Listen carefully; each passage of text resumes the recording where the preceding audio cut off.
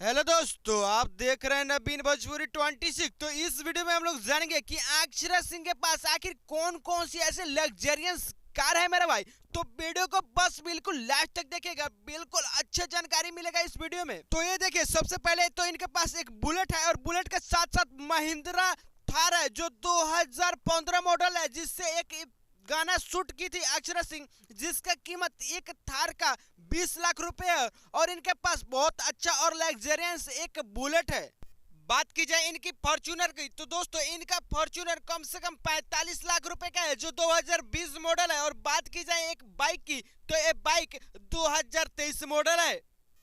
अक्षरा सिंह के पास कई ऐसे लग्जरियस गाड़ी है जिसका भाई अभी बहुत गुप्त राज चल रहा है, जिसके बारे में अभी सोशल मीडिया पर बिल्कुल कोई प्लेटफॉर्म पर नहीं आया है। उसके बाद बताते हैं आपके, एक क्रेटा है, क्रेटा बहुत पुराना है।